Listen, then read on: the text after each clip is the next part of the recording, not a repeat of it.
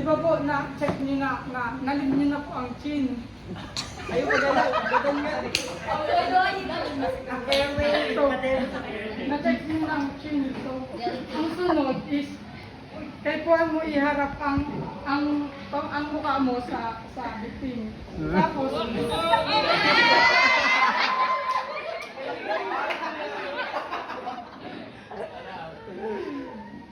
Sige ako mabasa. Airway. Before consider CPR, make sure that the person has the open airway and listen to me.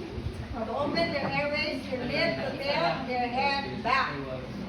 ang makita mo na Ano na, slightly and lift their Then chin. na po yung mam na Ano rin na? napatiyot din. Then na po yung mam. To tilt, dili? Opo, mali po yan. O, di, pari alam ang mali. Ano na mali? Yan po, napatiyot din ang pa. Yan na lang po nalit din. O, this action, ay, na chin. Ay, na chin. So, sa airway po, pagkatapos po is matignan niyo po ang paghinga ng tao. Ay, nakatalikod ka rin sa ibot mo. Para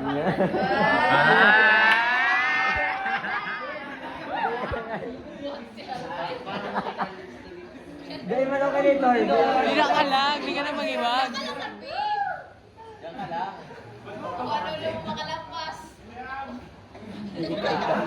So, kahit one mo po is yun ang Ano po sa ulo ko, be? Usap ka ba?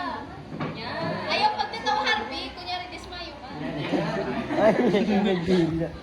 di ba, sa airway po is para mabuksan po ang daanan ng hangin niya is kailangan mo po itiyot ang chin para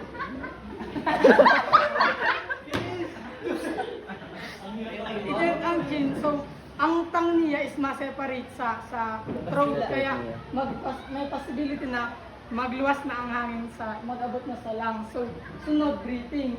So, sunod is harap mo ang mukha iharap ng mukha sa victim and i-check mo ang paghangos. Tapos pakaramdaman ang paghangos at tapos tignan kung tumataas ba ang chest niya sa baba at pataas. Okay, that is the torso. Yes. Then, kapag nakita po kayo ng paminsan-minsang pagsinga po ng hangin, actually po, ang victim na yun ay hindi masyado normally nakakapaghinga po. So next, circulation. After checking the breathing, after checking for a pulse, by feeling for 5 to 10 seconds at a time and on victim's neck or wrist. If there is no pulse, begin chest compression.